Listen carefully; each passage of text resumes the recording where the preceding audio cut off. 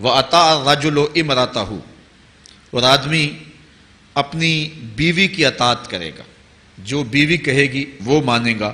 وَأَقَّى أُمَّهُ، اور ماں کو آگ کر دے گا، ماں کی پرواہ نہیں کرے گا، ماں کی نافرمانی کرے گا، بیوی کی بات کو ترجیح دے گا، اور ماں کی بات جو ہے اس کو ثانوی حیثیت دے گا۔ بہت بدبخت تو ایسے ہیں کہ جو ماں باپ کو ویسے ہی دقیانوسی کا تانا دے کے کہتے ہیں تمہیں تو پتہ ہی نہیں کسی بات کا، دنیا کہاں چلی گئی، اور ان کی کسی بات کو، کسی مشورے کو اور کسی حکم کو کوئی ترجیح نہیں دیتے۔ لیکن جب بیوی اور ماں دونوں کا حکم مقابلے میں آ جائے تو اس وقت وہ بیوی کے حکم کو ترجیح دیں گے۔ یہ قرب قیامت کی علامت ہے جو کہ ہم واضح طور پہ اپنے معاشرے میں دیکھ رہے ہیں۔ وَأَدْنَى صَدِيقَهُ وَأَقْصَى أَبَاهُ، دوست قریب ہوں گے، باپ دور ہوگا۔ دوستوں کو قربت دی جائے گی، ان کے ساتھ بیٹھنا اٹھنا بھی ہوگا، کھانا پینا بھی ہوگا، گپ شپ بھی ہوگی۔ دوست ایک بیل دے تو بندہ دوڑا جائے گا دوست کی پکار پہ، لیکن ماں باپ جو مرضی کہیں تو ماں باپ کی بات کو کوئی ترجیح نہیں دی جائے گی۔ یہ قرب قیامت کی نشانیوں میں سے ایک نشانی ہے، اور اس وجہ سے آج لوگ محروم ہو گئے ہیں اور گھروں میں برکت نہیں رہی۔ ماں باپ اگر کچھ کہیں، کوئی چیز لانے کے لیے بھی کہیں تو بچہ 100 بہانے کرتا ہے اور دوست کی پکار پہ لبیک کہتا ہوا بھاگ اٹھتا ہے۔ وَظَهَرَتِ الْأَصْوَاتُ فِي الْمَسَاجِدِ، مسجدوں میں لڑائیاں ہوں گی، مسجدوں میں جو ہے وہ آوازیں بلند ہوں گی لڑائیوں کی، ایک دوسرے سے الجھاؤ پیدا ہو جائیں گے۔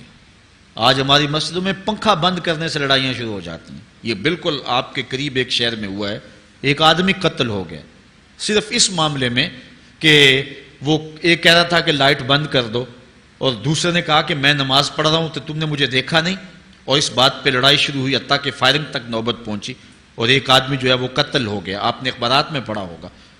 تو اس طرح مسجدوں کے اندر جو ہے وہ لڑائیاں شروع ہو جائیں گی۔ یہ قرب قیامت کی نشانی ہے۔ وَسَادَ الْقَبِيلَةِ فَاسِقُهُمْ، قبیلے کا سردار سب سے فاسق اور بدتر شخص ہوگا۔ خاندان کا، قبیلے کا، برادری کا وہی سربراہ ہوگا، وہی قائد ہوگا، وہی لیڈر ہوگا، وہی پنچ ہوگا جو جتنا بڑا غنڈہ اور جتنا بڑا بدماش ہے اس کو ہی جو ہے وہ سرپرستی جائے گی۔ شرافت نام کی چیز ہی باقی نہیں رہے گی۔ شرافت کے بل بوتے پہ آگے نہ کوئی سیاست میں آ سکے گا، نہ کوئی خاندان میں آگے آ سکے گا۔ بلکہ اب تو حال ہی ہوا کہ ہماری محافل اور آراس کے اندر بھی جو مہمان خصوصی رکھے جاتے ہیں وہ بھی اس اعتبار سے نہیں رکھے جاتے کہ متقی شخص تلاش کرو جس کو مسند صدارت پہ بٹھایا جائے، جس کو مہمان خصوصی رکھا جائے۔ اس میں بھی یہ دیکھا جاتا ہے کہ کس کا اثر معاشرے کے اندر زیادہ ہے، چاہے وہ اثر و رسوخ اس نے منشیات فروخت کر کے ہی حاصل کیا ہو، کس کی دولت زیادہ ہے، چاہے اس نے وہ دولت لوگوں کا خون نچوڑ کے حاصل کی ہو، وہی مہمان خصوصی ہوتا ہے محفل نعت میں، چونکہ وہ پیسے زیادہ پھینک سکتا ہے۔ اور ایک غریب آدمی جو کہ تہجد کی نماز پڑھنے کا بھی عادی ہے، اس کو جوتیوں پہ جگہ ملتی ہے، اس کا قصور صرف یہ ہے کہ وہ غریب ہے اور اس کے پاس حرام کی کمائی نہیں ہے۔ یہ حضور علیہ السلام نے نشانی فرمائی، اور جو آج ہم اپنی آنکھوں سے دیکھ رہے ہیں۔ وَسَادَ الْقَبِيلَةِ فَاسِقُهُمْ، قبیلے کا سردار جو ہے وہ بدتر اور فاسق شخص ہوگا۔ وَكَانَ زَعِيمُ الْقَوْمِ أَرْذَلَهُمْ، اور قوم کا جو سردار ہوگا وہ قوم کا کمینہ ترین شخص ہوگا، یعنی قوم کا جو سب سے کمینہ شخص ہوگا وہ سب سے اونچی والی مسند پہ بیٹھا ہوگا۔ اور آپ دیکھ لیں، صرف پاکستان میں نہیں پوری دنیا پہ دیکھ لیں کہ ایسا نہیں دیکھ رہے ہم کہ جو بدبخت ہے، جو کمینہ ترین شخص ہے، فلک نے بخشی ہے انہیں خواجگی، جو جانتے نہیں روش بندہ پروری کیا ہے، جن کو اپنے نفع نقصان کا بھی نہیں پتا، اپنے آپ کا بھی شعور نہیں ہے، ہم کون ہیں، کس لیے آئے ہیں، جو مقصد حیات سے بھی آگاہ نہیں ہے، تو وہ قوم کے سردار ہوں گے۔ سیاسی تنظیمیں ہوں یا دیگر تنظیمات ہوں، الا ماشاء اللہ اکثر حال یہی ہے جو اللہ کے محبوب علیہ السلام نے بیان فرمایا، جہاں کہیں بھی شرافت، نجابت اور اچھے لوگوں کو برتری ہے، آہستہ آہستہ وہ کم ہوتی چلی جائے گی۔ اور یہی ہوگا سارے کا سارا نظام، جب قیامت آئے گی تو یہی ہوگا کہ جتنا برا شخص ہوگا، جتنا کرپٹ شخص ہوگا، جتنا ظالم شخص ہوگا، جتنا ڈاکو لٹیرا اور انتہائی کمینہ صفت شخص ہوگا، وہی جو ہے وہ قوموں کا سردار ہوگا۔ وَأُكْرِمَ الرَّجُلُ مَخَافَةَ شَرِّهِ، اور آدمی کی عزت اس کی شر سے بچنے کے لیے کی جائے گی۔ فلاں بندے سے اگر تعلقات قائم نہ رکھے تو ہمیں نقصان پہنچائے گا. آج 10 نمبر کا غنڈہ بھی ہو تو لوگ اس سے تعلق ضرور استوار رکھتے ہیں، یہ فخر سمجھتے ہیں. آج کل افطار پارٹیاں ہو رہی ہیں اور اس میں ان کو بلایا جاتا ہے دعوت افطار پر جنہوں نے روزے ہی نہیں رکھے ہوئے. یہ افطار پارٹیاں نہیں ہیں، یہ ایک تماشا ہے جو لگایا جاتا ہے. اس لیے یہ ایک مزاج ہوگا قرب قیامت میں جس کا بیان حضور علیہ السلام نے کیا، جبکہ ہم ہر روز یہ اللہ سے وعدہ کرتے ہیں وَنَخْلَعُ وَنَتْرُكُ مَن يَفْجُرُكَ. دعائے قنوت میں کہتے ہیں اے اللہ جو تیرے حکموں کو توڑتا ہے ہمارا اس سے کوئی تعلق نہیں ہوگا. یہ روز عہد کرتے ہیں لیکن مسجد سے نکل کے اس عہد کو توڑ دیتے ہیں، بلکہ بہت سارے تو مسجد کے اندر ہی توڑ دیتے ہیں. وَظَهَرَتِ الْكَيْنَاتُ وَالْمَعَازِفُ. اور گانے والی اور بجانے والی عورتیں اور گیت گانے والی عورتیں، رنڈیاں، یہ جو ہیں وہ گانا شروع کر دیں گی اور یہ عام ہو جائے گا. اب تو حد ہو گئی کہ مذہب کے نام سے بھی یہ سب کچھ ہو رہا ہے. یہ شام کلندر کے نام سے جو پورے ملک کے اندر ایک جو ہے تقریب شروع ہوئی ہے، اس میں جو ہے ان عورتوں کو بلایا جاتا ہے اور لکھا ہوتا ہے باقاعدہ اشتہاروں کے اوپر کہ فلاں جو ہے وہ گانے والی آئے گی اور وہ جو ہے وہ اپنا کلام پیش کرے گی. اور یہ مذہب کے نام پہ ہو رہا ہے اور حد یہ ہو گئی کہ یہ بڑھتا ہی چلا جا رہا ہے. اس کو روکنے کی گو مربوط کوششیں بھی نہیں ہوئی، لیکن ایک ایسا عمل تھا کہ جس کو ہر صاحب شخص برا سمجھتا ہے، لیکن اس کے باوجود یہ پھیلتا چلا جا رہا ہے. اور جو کچھ معاشرے میں ہو رہا ہے وہ حضور علیہ السلام نے پہلے ہی نشاندہی کی. وَشُرِبَتِ الْخُمُورُ. اور شرابیں پی جائیں گی، رنڈیاں ناچیں گی، گانے گائیں گی اور شرابیں پی جائیں گی. وَلَعَنَ آخِرُ هَذِهِ الْأُمَّةِ أَوَّلَهَا. اس امت کے بعد میں آنے والے لوگ پہلے گزروں پر لعنت کریں گے. کہیں انہیں تو پتہ ہی نہیں ہے. پاکستان کے اندر باقاعدہ آرٹیکل چھپے اخبارات میں کہ محمد بن قاسم جو ہے وہ ڈاکو تھا، سلطان محمود غزنوی لٹیرا تھا. یہ مضامین شائع ہوئے. صحابہ کو گالیاں نہیں دی جا رہی. کتنے لوگ ہیں جو صحابہ کو برا بھلا کہتے ہیں. اور حضور علیہ السلام کے والدین طیبین جن کی وساطت سے یہ درے اور گوہر شاہوار ہمیں نصیب ہوا، ان والدین کو ممبروں پہ بیٹھ کے کیا جہنمی نہیں کہا جا رہا؟ تو یہ وہ زمانہ، کیا امام حسین کو باغی نہیں کہا جا رہا؟ پہلے لوگ اندر داخل ہو کے کرتے تھے اور کتابچے چھاپتے تھے، اب آہستہ آہستہ ممبروں پہ بھی آ گئے اور یہ بات کہی جانے لگی ہے.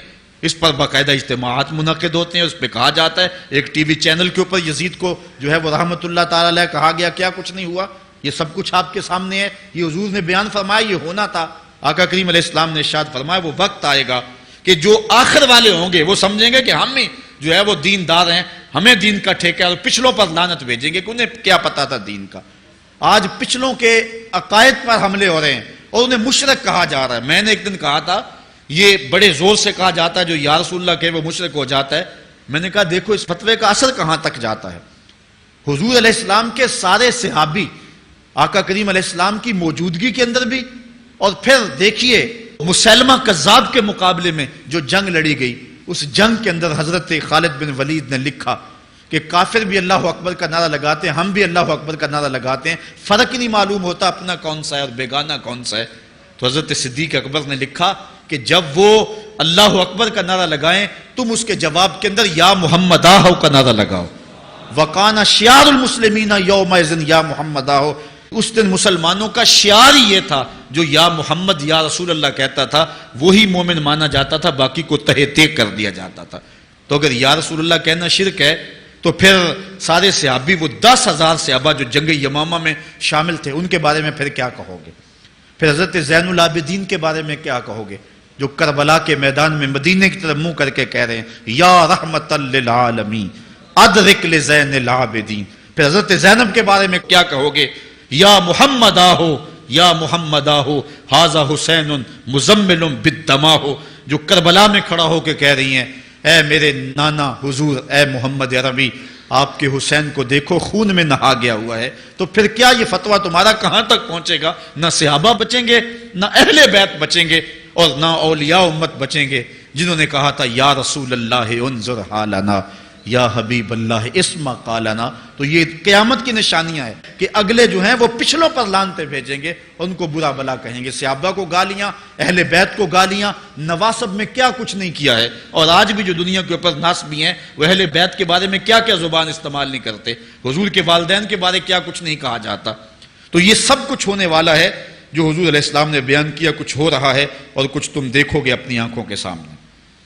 پھر ارشاد فرمایا فَارْتَقِبُوا عِنْدَ ذَلِكَ رِيحًا حَمْرَاءَ وَزَلْزَلَةً وَخَسْفًا وَمَسْخًا وَقَذْفًا وَآيَاتٍ تُتَابِعُ كَنِظَامٍ قُطِعَ سِلْكُهُ فَتُتَابِعُ. فرمایا کہ پھر جب یہ حالات ہوں گے اور یہ پوری طرح حالات معاشرے میں پیدا ہو جائیں گے تو پھر سرخ آندیاں آئیں گی، پھر انتظار کرنا سرخ آندیوں کا. وَزَلْزَلَةً اور زلزلے کا انتظار کرنا، وَخَسْفًا وَمَسْخًا وَقَذْفًا اور دھنسنے کا انتظار کرنا، اوپر سے پتھروں کے نازل ہونے کا اور شکلوں کے بگڑنے کا انتظار کرنا. اور آگے فرمایا وَآيَاتٍ اور ایسی نشانیاں آئیں گی ایک دوسرے کے پیچھے آئیں گی، جس طرح تسبیح کا دھاگا ٹوٹ جائے تو پیدر پہ اس کے دانے گرتے ہیں، تو یہ سارے عذاب جن کا ذکر حضور نے کیا میں مسلسل اوپر نیچے یہ تمہارے تک پہنچیں گے. حضرت انس رضی اللہ تعالیٰ عنہ سے ایک اور روایت لیتے ہیں، حضور علیہ السلام نے ارشاد فرمایا لا تقوم الساعة حتى يتقارب الزمان فتكون السنة كالشهر والشهر كالجمعة وتكون الجمعة كاليوم ويكون اليوم كالساعة وتكون الساعة كالدرمة بالنار. فرمایا جب قیامت آئے گی اتنی دیر تک نہیں ہو سکتی جب تک زمانے مختصر نہیں ہو جائیں گے، زمانے سمٹ نہیں جائیں گے، حتیٰ کہ سال مہینے جتنا ہو جائے گا، اور مہینہ ایک جمعۃ المبارک جتنا ہو جائے گا، اور ایک جمعہ ایک دن جتنا ہو جائے گا، اور ایک دن ایک گھڑی جیسا ہو جائے گا، اور ایک گھڑی ایسے ہوگی جس طرح آگ کا شعلہ جلایا اور وہ بجھ گیا.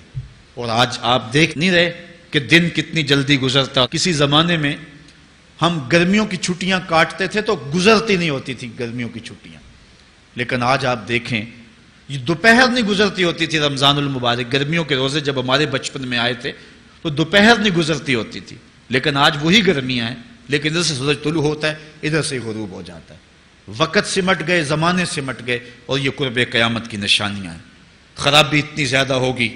حضور نے ارشاد فرمایا حضرت ابو ہریرہ سے ہے، آدمی گزرے گا اور ایک پرانی سی قبر دیکھے گا اور کہے گا وَيَقُولُ يَا لَيْتَنِي كُنْتُ مَكَانَ صَاحِبِ هَذَا الْقَبْرِ وَلَيْسَ بِهِ الدِّينُ إِلَّا الْبَلَاغُ. فرمایا انسان قبر کے قریب سے گزرے گا تو گزرتے ہوئے وہ ٹھنڈی آہ بھر کے کہے گا کاش کہ اس قبر کا مکین میں ہوتا. اور فرمایا دین سوائے آزمائش کے اور کچھ نہیں رہ جائے گا. یہ قرب قیامت کی وہ نشانیاں ہیں جو حضور علیہ السلام نے بیان کی. ایک اور نشانی حضور علیہ السلام نے بیان فرمائی کہ قرب قیامت کے اندر دین کا کام بھی درہم و دینار سے ہوگا. اس کے دو مفاہیم ہیں. ایک مفہوم تو یہ ہے کہ دین کا کام کرنے والے بھی پیسے ٹگے کے بغیر جو ہے وہ ایک قدم نہیں چلیں گے. کیا آج 2-2, 3-3 لاکھ روپے نعت پڑھنے کے نعت خواں وصول ہم سے نہیں کر رہے؟ اور آج جو ہے وہ کیا دین کوڑیوں کے عوض بیچا نہیں جا رہا؟ آج گھر نکلنے سے قبل طے نہیں کیا جاتا کتنے اب دو گے، کتنے واپسی پہ دو گے اور کتنے اوپر نچھاور کرو گے؟ دین کیا کوڑیوں کے عوض اور پیسے کے عوض بیچا نہیں جا رہا؟ ایک اس کا مفہوم یہ ہے. اور دوسرا مفہوم اس کا یہ ہے قرب قیامت میں اگر کوئی دین کا کام کرنا بھی چاہے گا تو درہم و دینار کے بغیر نہیں ہو سکے گا. یعنی اس کو ضرورت ہوگی کہ میرے پاس مال ہو، حالات ہوں اور میں دین کا کام کروں. اگر اس کے پاس حالات نہیں ہوں گے تو دین کا کام اس کے لیے کرنا مشکل ہو جائے گا. جس طرح کسی زمانے میں علماء برگد کی چھاؤں میں بیٹھ کے اور لوگ ان کے پاس بھی آ گئے، کوئی وسائل کی ضرورت نہیں تھی، وہ پڑھا سکتے تھے، لوگ بیٹھ گئے. امام محمد بن حسن الشیبانی جب پڑھانے بیٹھے تو آپ کی مجلس میں جو لوگ آ کے سیکھتے تھے وہ تعداد ان کی تو بہت ساری تھی، لیکن جو باقاعدہ آپ کی باتوں کو لکھتے تھے وہ 4000 لوگ تھے. 4000 کلمے اور دواتیں حضرت امام محمد بن حسن شیبانی کی مجلس کے اندر پڑھی ہوا کرتی تھی. اور باقی جو لوگ تھے حضرت غوث اعظم سیدنا شیخ عبد القادر جیلانی علیہ رحمہ، آپ جب تشریف لائے ملا علی قاری نے نزہۃ الخاطر الفاطر فی مناقب شیخ عبد القادر میں لکھا ہے کہ آپ کی ایک ایک مجلس کے اندر 70,000 لوگوں کا اجتماع ہوا کرتا. آج تھوڑے لوگ اکٹھے ہو جائیں تو ہم خوش بھی ہوتے ہیں اور حیران بھی ہوتے ہیں، اتنے لوگ اکٹھے ہو گئے۔ میاں ضرورت ہے لوگوں کی کہ وہ دین سیکھیں، وہ جائیں ایسی مجالس کے اندر، لیکن لوگ سمٹ جائیں گے، نہیں جائیں گے۔ وسائل کی ضرورت ہوگی، وہ برگد کے درخت کے نیچے بیٹھ کر کے بھی لوگ جو ہیں وہ علم کا چراغ روشن کرتے تھے۔ جب لارڈ میکالے نے نصاب تعلیم مرتب کیا اور درس نظامی کو اور جو ہے عصری علوم کو الگ کر دیا، تو یہ علماء ہی تھے کہ جنہوں نے برگد کے درخت کے نیچے، پیپل کے درخت کے نیچے بیٹھ کر کے علم کے چراغ کو روشن رکھا۔ لیکن آج اگر تم ایسا کرنا چاہو گے تو کیا ممکن ہوگا کہ اس چراغ کو تم روشن رکھ لو؟ آج وسائل کی بہر صورت ضرورت ہے، اور آج سے صدیوں قبل علماء نے یہ فتویٰ دیا تھا کہ صدقہ کرنا، زکوٰۃ ادا کرنا یا دیگر امور خیر میں خرچ کرنا بڑا نیکی کا کام ہے، لیکن سب سے بڑا نیکی کا کام اس دور کے اندر آج سے قبل علماء نے فتویٰ دیا تھا کہ دین کے طالب علموں پہ خرچ کرنا ہے۔ ان پہ اگر خرچ کریں گے تو یہ وہ ایک ایسا موقع ہے کہ جس سے آپ جو ہے وہ حقدار تک حق بھی پہنچا لیں گے اور اس سے دین کو بھی تقویت